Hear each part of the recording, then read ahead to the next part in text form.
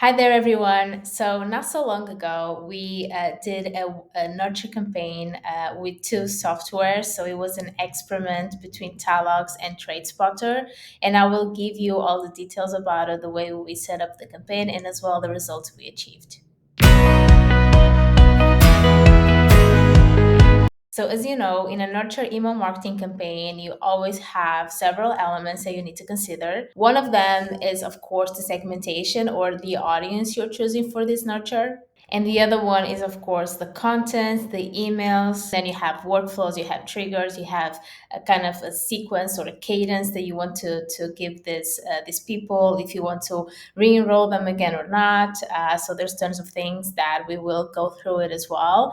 But mostly, let's focus on segmentation and content. And that was ultimately what brought those two tools together. So basically, you have Thalox that allows you to predict how likely a contact is to engage with your next email marketing campaign. And then you have TraitSpotter that helps you identify the personality traits of each one of your contacts. And also, based on those personality traits, for instance, introverted or extroverted, it recommends the type of approach and communication you should have with them. The goal of this experiment was to ultimately prove that tailoring messages according to both audience segmentation and personality traits will increase the overall engagement and sustain as well audience nurturing. Okay, so first off, we created three nurtures based on the engagement level that the audience is at. One high engagement segment, the other dormant potential segment, and the other one inactive or indecisive segment. All right, so for this nutshell, we're starting off with building lists. Is okay, I have three main engagement lists that I want to use. So again, high engagement, normal potential, and inactive. And then I want to group these engagement levels with the different personality traits that I can get from TraitSpotter. And in our case, we chose two dimensions. Was the adoption of this person, if they are high adopters or low adopters, and also the extroversion if they are introverted or extroverted, right? So in that case, in each one of the nurtures, I have six or five, different lists. Okay, so let me go to one just so you can see what I mean. So here I use the filters. Thalox engagement score is greater than or equal to 75. So this I'm using the custom property that we have, but you could as well go and choose list membership and just select the list right away. Then I'm focusing on MQLs, SQLs, and leads in this case. And then I have the profiling of the TraitSpotter integration. So basically how this works, you could go here to integrations and choose TraitSpotter.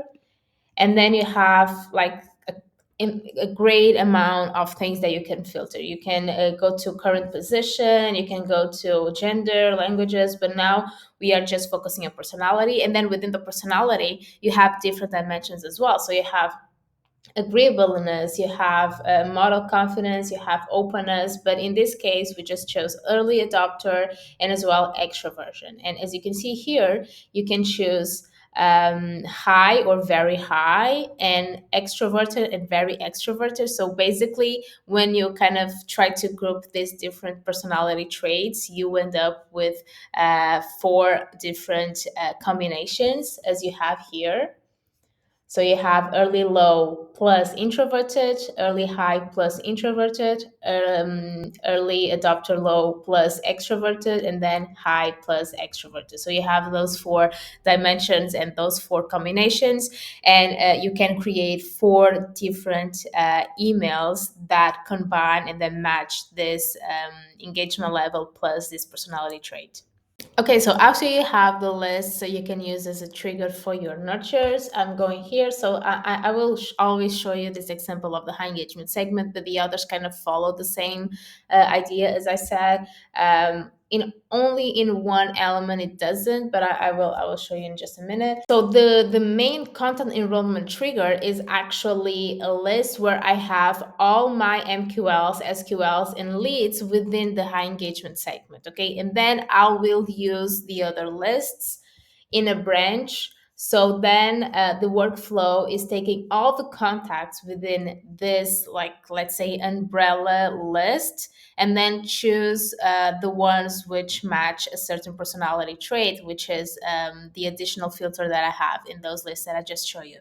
Have this branch, and in this branch I have for each one of them the combinations that we created in the list. So adoption low and intro, adoption low and extra, and so on and so forth. And for each one of these, I'm of course selecting the list membership that we just created. Based on that, the type of cadence is kind of the same for all, right? So basically I have the email 1, and 6 days after they receive email 2, 6 days after they receive email 3, and then 2 days after they receive the last email. The only difference between introverted and extroverted type of profiles is that in case of an introverted, I'm giving more time than an extrovert. So you can see here 4 days of delay for extroverted people, because I feel like they are more likely to kind of engage with those emails and be more upfront on the response, even if it's a negative response. And introverted, you want to give them a little bit more space. So the delay is a little bit longer. Okay, so in terms of results, we can see that overall all profiles had a good open rate in terms of the nurture focus on the high engagement. So the first nurture, the profile high adopter and extroverted had the most stable open rate throughout all 4 emails. And introverted profiles had a lower open rate, while extroverted profiles appear to outperform them most of the times. And in this case, the specific nurture within like 2 to 3 weeks converted an MQL to an existing customer. So that was like the biggest success of this nurture.